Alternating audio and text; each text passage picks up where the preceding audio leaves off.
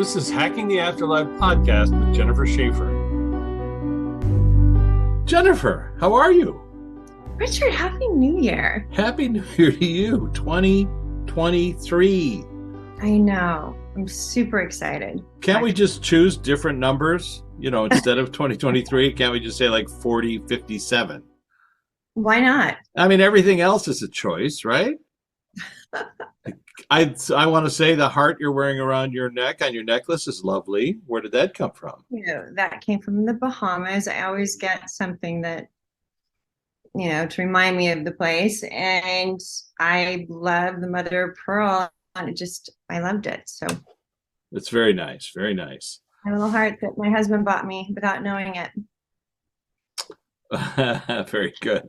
Oh, I love that comment. That's a very good New Year's Christmas Eve gift. Yeah. And I still have our happy angel over my shoulder playing the guitar because, it reminds me that this is a continuous show, our thing of hacking the afterlife. Yes.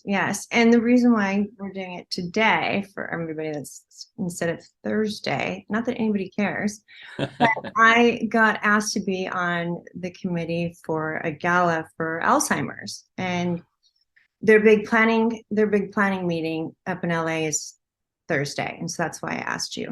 What a lovely thing. What a thing. Can you tell us about it, or what's that about? I'll know more later, but the reason why I felt so called to it is because my grandmother passed away from it. My grandmother, who I was named after, June. And it's such a debilitating disease, and they've made so many great strides towards it, as you know.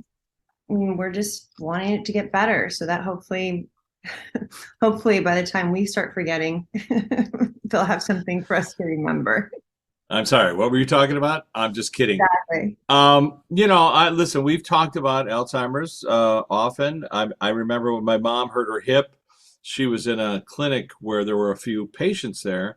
And I remember thinking to myself, okay, well, this is an unusual conversation I can have with somebody, just to be present. And this guy had wanted to ask me a question, and I could feel everyone at the table that was with him didn't want him to talk. But I just focused on what he was saying and listened. And what he said was, "What's wrong with me?" That's what he wanted to ask me. And I tried to explain, well, blood doesn't appear to be going to the places that it used to go to. And Right. Then he took another 5 minutes to ask me, what can I do to help myself? And just the fact that I waited, because it really was like a long time for him to get to it. But I said, exercise and all this stuff, getting blood back to parts of the brain that it's not there anymore. And, they're doing great things and great strides and all that stuff. But are you going to talk about the kind of research that we've done? Oh, that's part of it. That's why I felt called to it, the research, and to help like when I told them about what we've done and what my experience has been with talking to people that have dementia, and how, I don't feel sorry for the people that have it. I feel sorry for the people that are their caregivers and caretakers. Because they're okay. They're having the time of their life, and it gave them so much comfort. And these people are running this gala that raises millions of dollars every year. Well, that's great.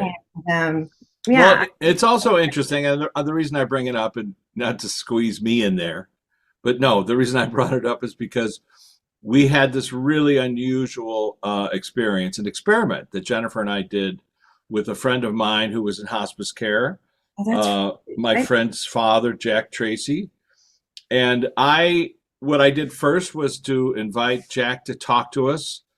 And Jennifer didn't know anything about him, but correctly identified of so many things about him: his house where he grew up in, and the dog, his beagle that he had as a pet, and how he used to feed him toast in the morning.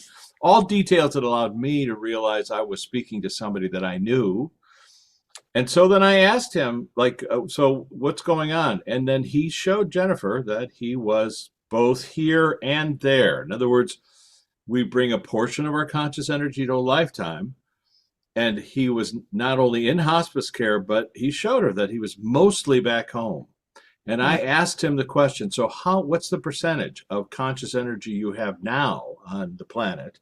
And he said about 10%. And I remember we asked him why just that amount? He said, well, it's like having a leg in the pool. While you're out of the pool mostly, but your leg is still in the pool. Right. And then we asked him why he didn't just fold up and leave.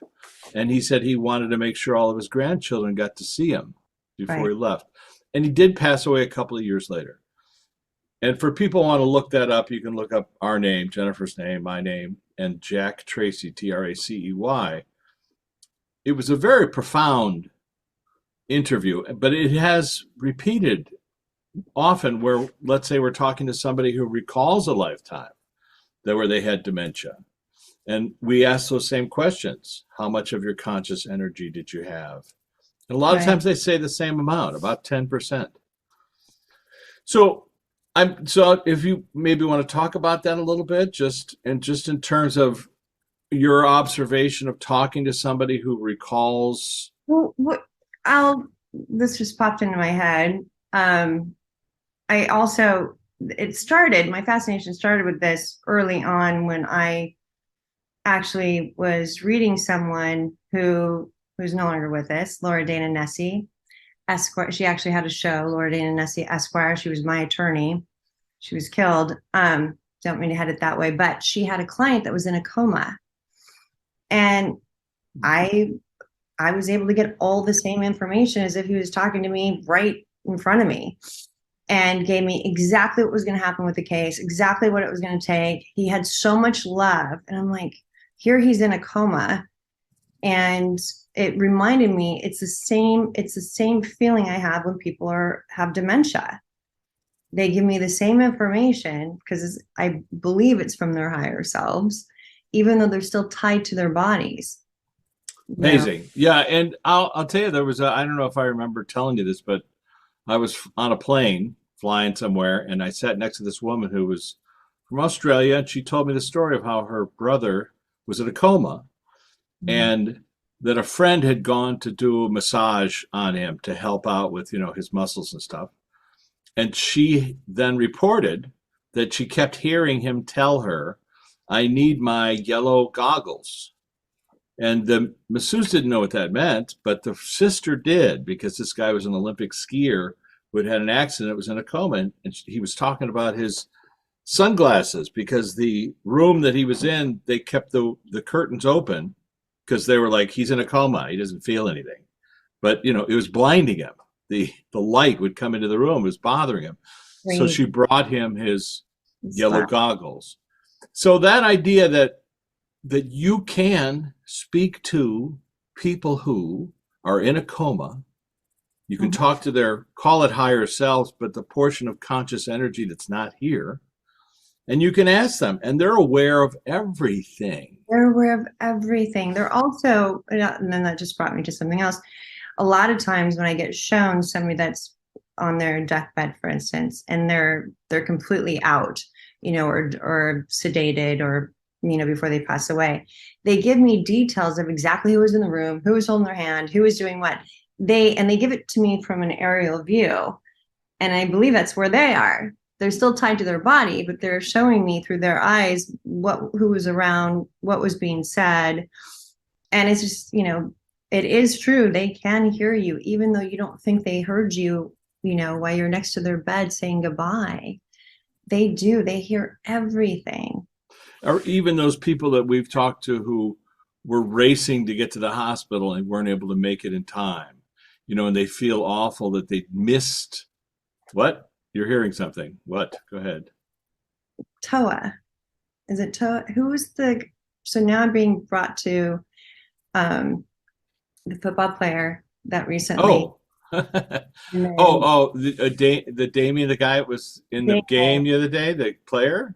Yes. And then but also to who's the person that we talked to who had Junior Seau. Seau, Seau. Okay, now that's uncanny because because he told me that you asked for it. There was something about you asking for it, or Okay, that's uncanny, Jennifer. I literally, if I look over at my other screen, was typing. Somebody wrote to me and said, why don't you guys talk to that higher self of the player who had the experience on the football field?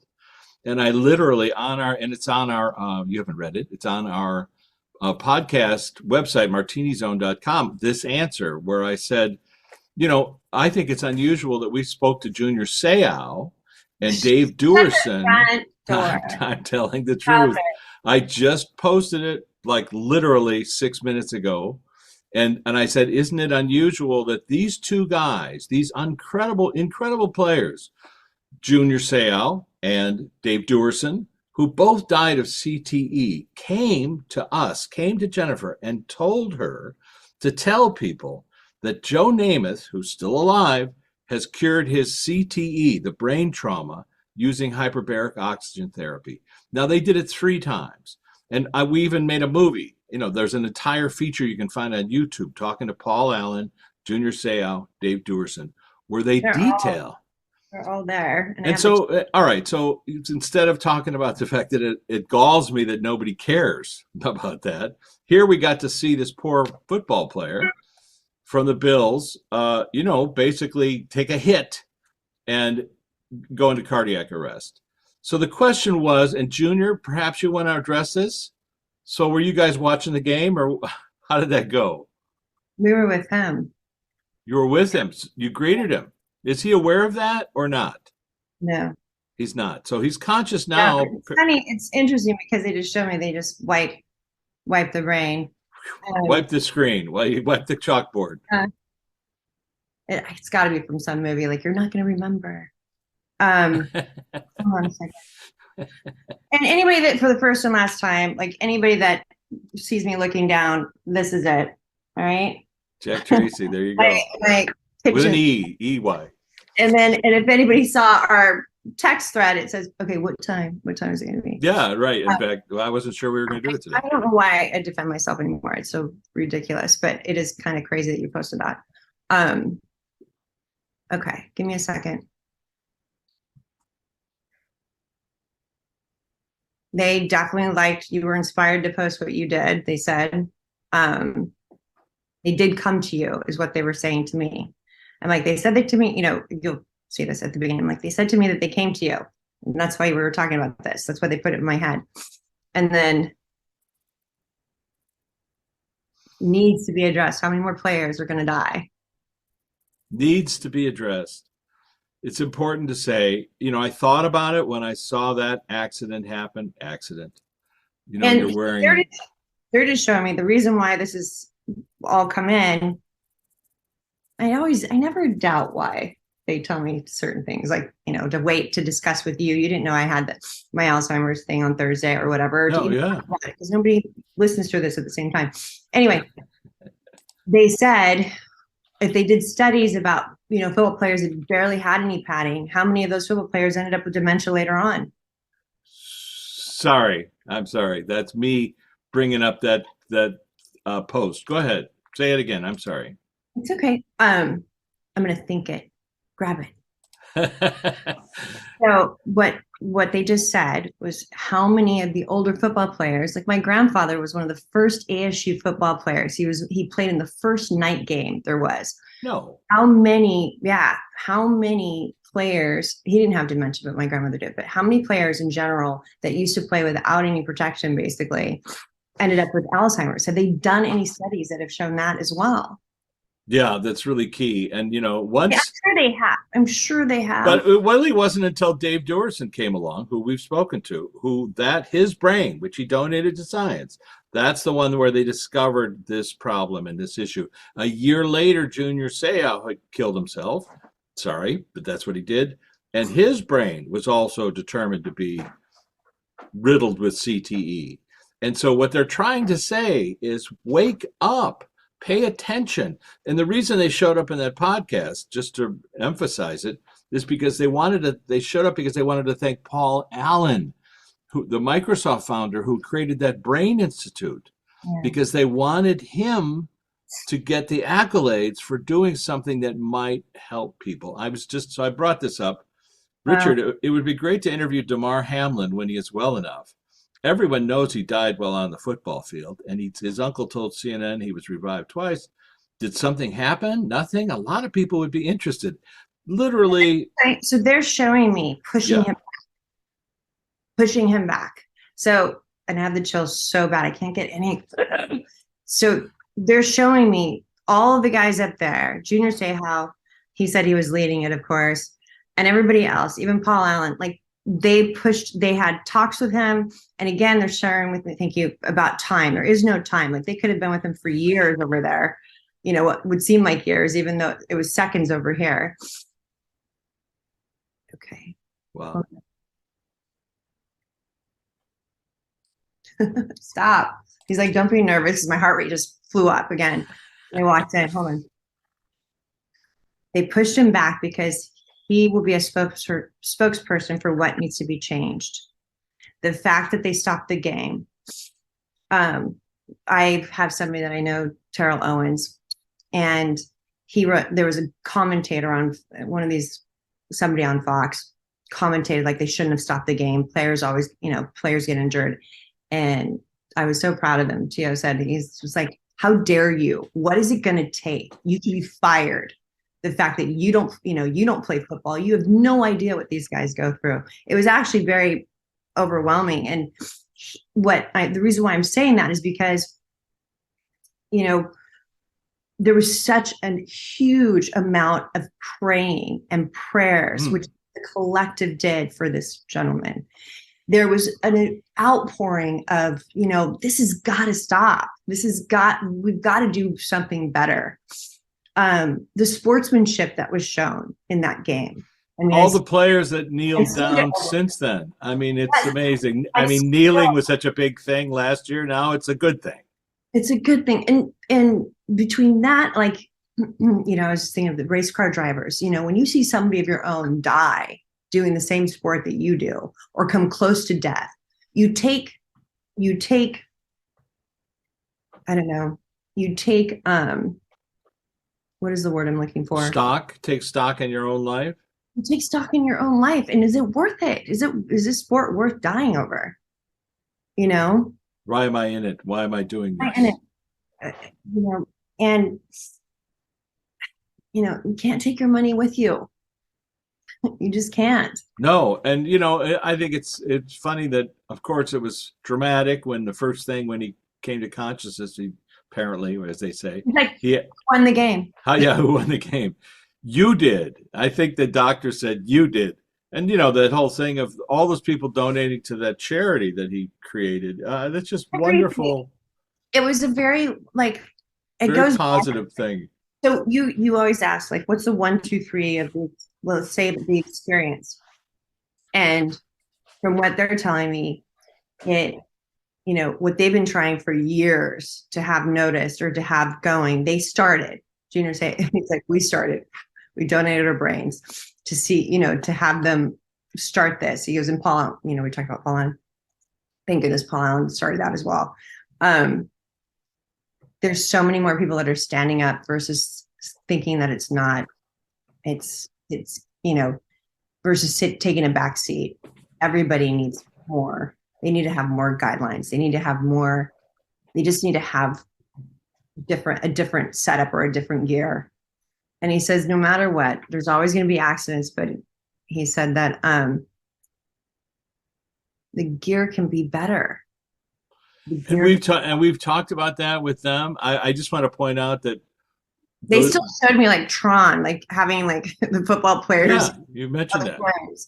They just showed that because that's what it inevitably might go to. And what they're saying is not stop playing football. It's just find a way to play it so that people don't die while they're playing it or have their brains so injured that they're, the rest of their lives, the quality is completely down. And it relates to dementia, and it relates to Alzheimer's, and it relates to what we're talking about.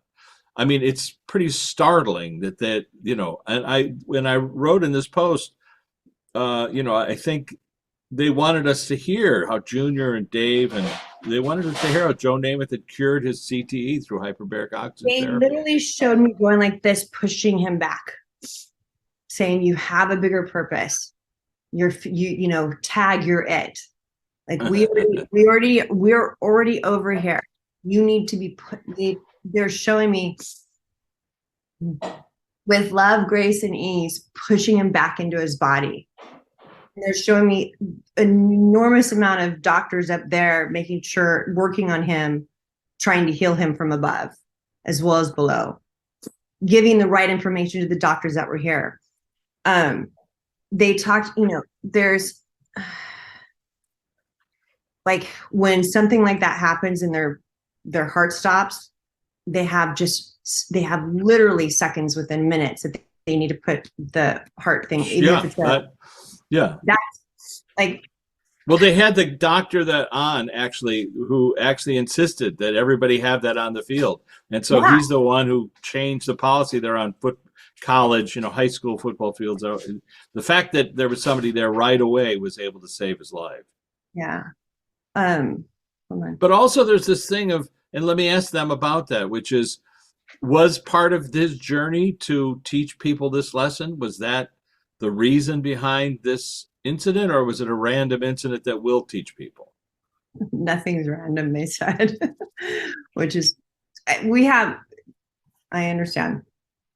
You can, it's whatever you believe, but they're just like, no, this was planned lifetimes ago, leading up to it. Imagine playing football and dying later on from something else, but it had to do with football. And they said that, you know, they played sports that happened every time. And so what if you could play a sport and not have anything bad happen? Right. Eventually, we're going to get to that where it's a fun sport. There's still physical contact in some way, but you're protected. You're protected from injuries that kill you later on. You know, and of course we can think of many sports that people do that nobody, you know, gets hurt or killed or, you know, or has this brain trauma happen to them. And I played for, I don't know how many years, maybe a dozen years. And, you know, my parts of my body are still protesting. And, you know, my grandfather played and he was in so much pain, you know, his knees, he was, you know, also a ski jumper and everything else. He did it, boxing, you name it. He had every, you know, physical, brute, you know, sport you can think of. And he would not let my dad play football. And my dad was, oh, wow. Wow. Actually, I was 8 years. I don't want to give myself 4 more years than I had. That would have been repeating high school quite a bit. And you're still this smart. That's amazing. Well, maybe this is all an illusion. But, you know, it is. Listen, I really enjoyed the sport. I had a lot of fun. I was good at it, you know, and it was something that I have friends that I played with that are still I bet on the sport. So it's. Wait a minute. That's cheating. You're a medium. You always win betting at sports. No, it's not cheating if it's fantasy football. Oh, that's true. So, Junior, Dave, Paul, do you guys want to say anything to the people listening in? It's a new year, and I appreciate you coming along to talk to us about this crazy event with Damar. What would you like to say?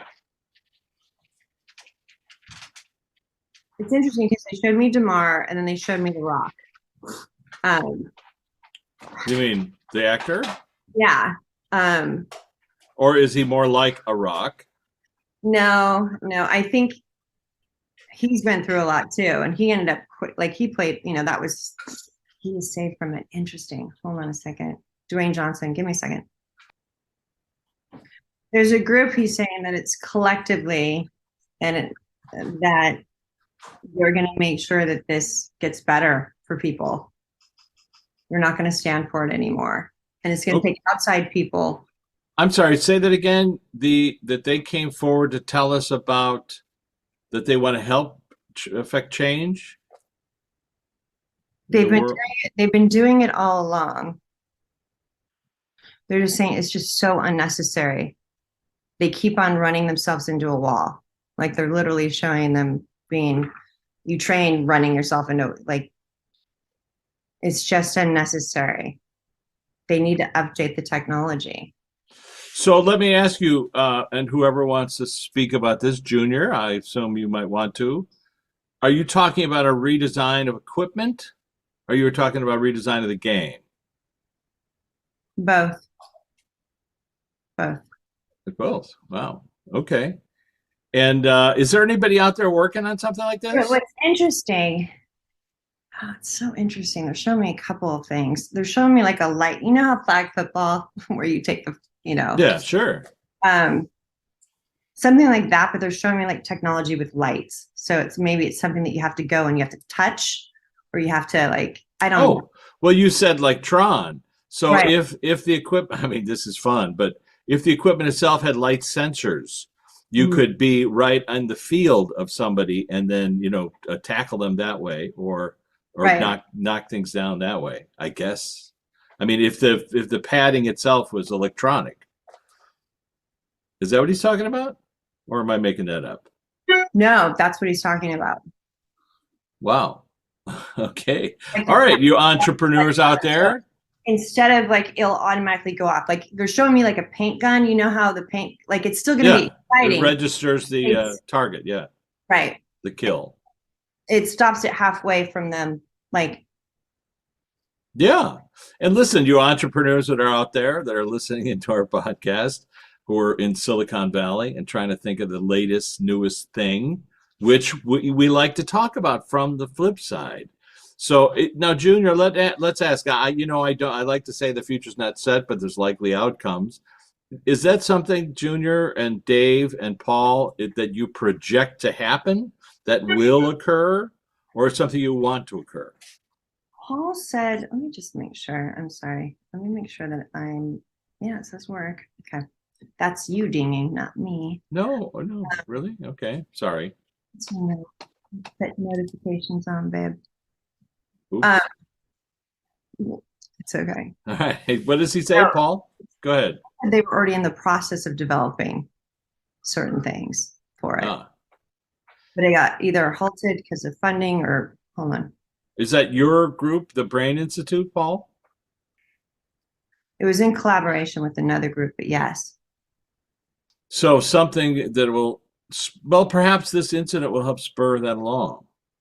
Yeah, and they're also showing me players walking through like an electronic grid that shows if there's anything wrong to begin with. Wow. So they do have like they have machines now that you can go into and they could show you if you have any clot, like your whole body. What they've done now with um, putting an MRI on crack kind of thing can help, I think.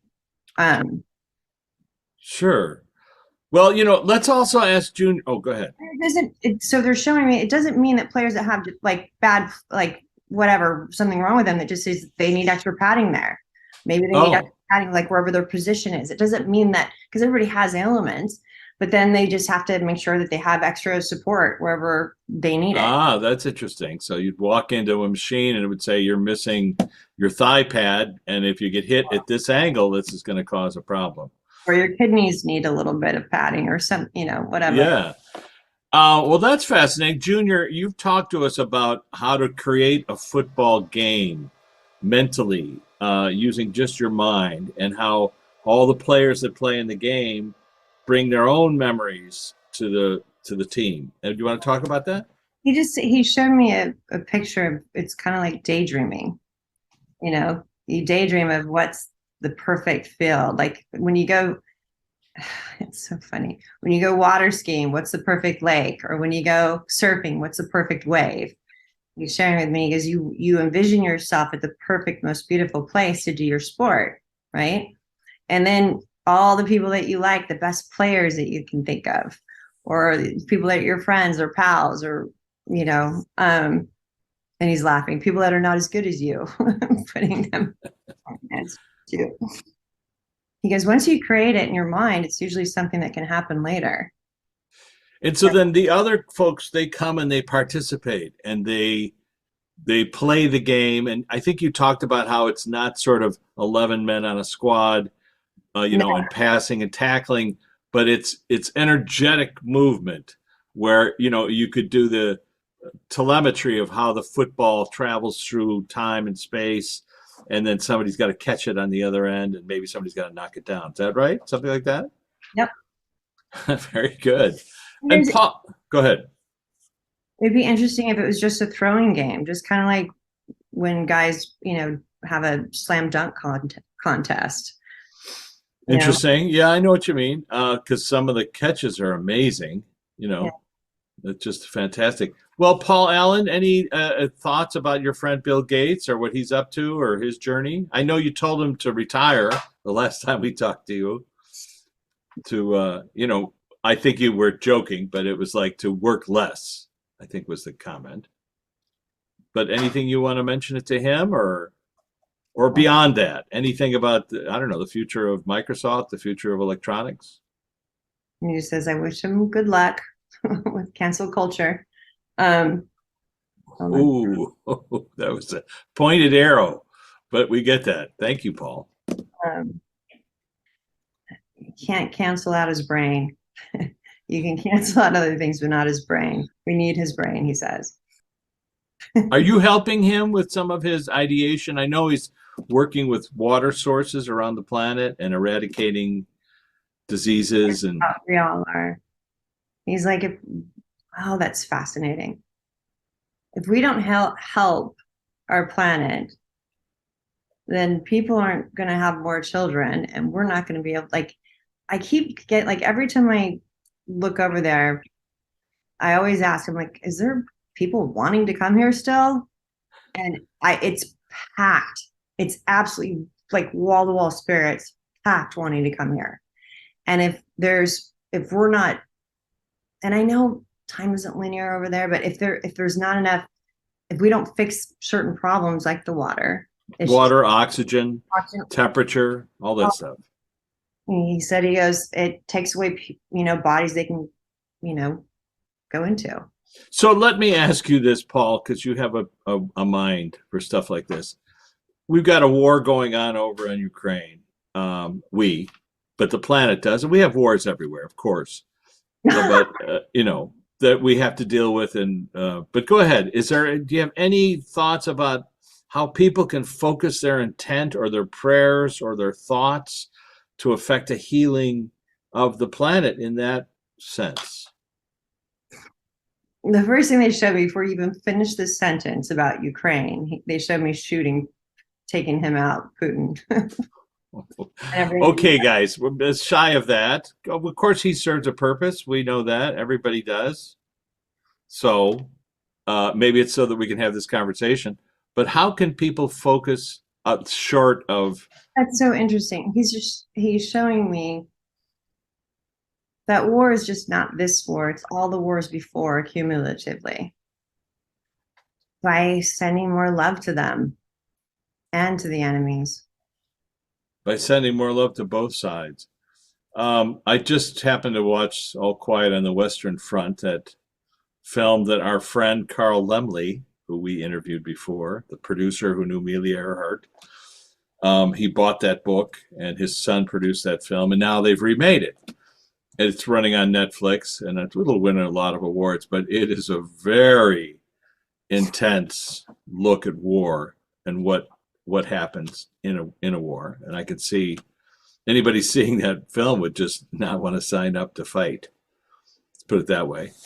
So there are those aspects to it, but also, I also want to point out, I saw the film Till this past week, and go ahead. And I don't mean to interrupt. I'm sorry. Go ahead. Do you want to pause? Now keeps on showing me his wife, Oh.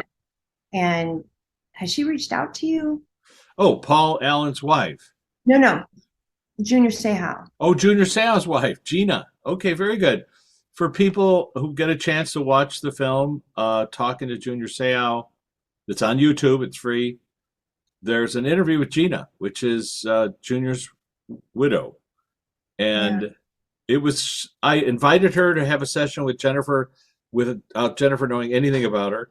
And I didn't know who it was or what it was about or anything. And so live on camera, you get to see Jennifer's process where she talks to Gina about losing this person. And then eventually I say, okay, Jennifer, you've met this guy before.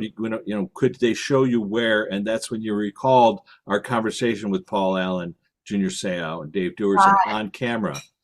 Okay. It's startling and wonderful to see because it's process. This is how that all links up. Gina's doing very well, Junior, and you said she would. So He just said that it was great. It was the best thing having all of us talk to her. And he just said, thank you.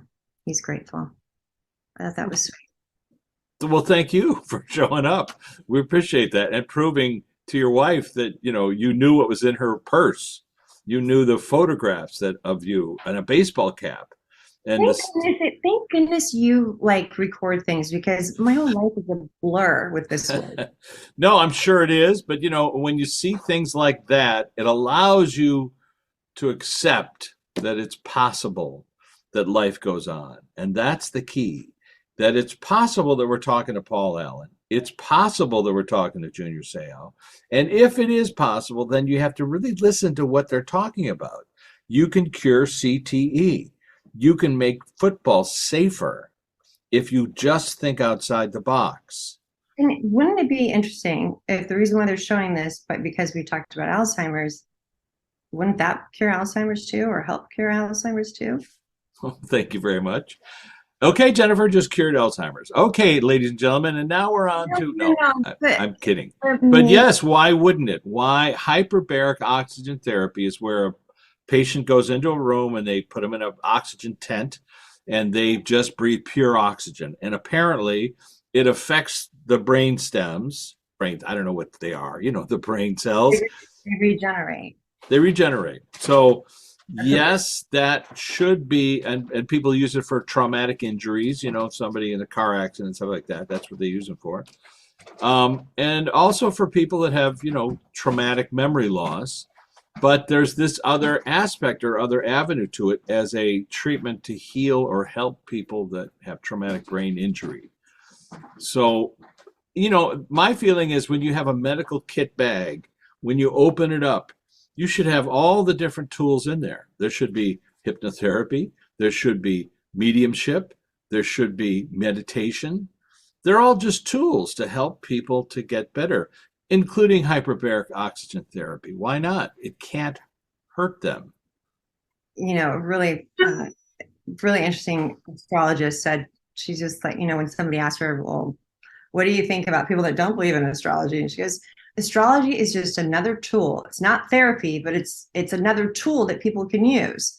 Pick your choice, whatever it is. Who cares if you don't? It doesn't matter if someone doesn't believe in it or not. If it helps, it's a good thing.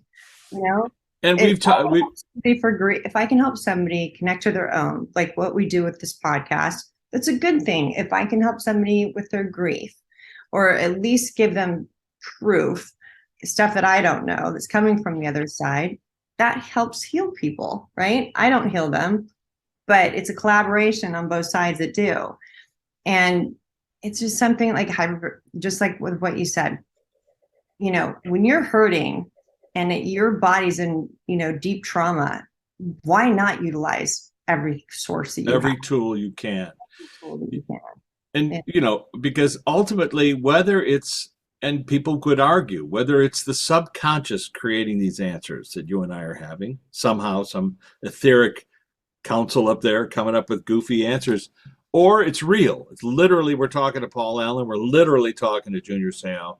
The result is the same because the information is the same. Whether this came from some etheric doctor telling Jennifer, talk about oxygen therapy for the brain. But I just thought my brain wasn't there talking, I don't know. I just love this work. I love our podcast. I'm grateful for it.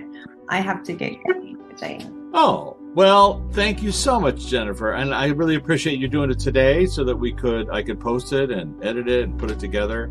And let's thank our guests who we didn't invite, but they showed up anyway. That you did.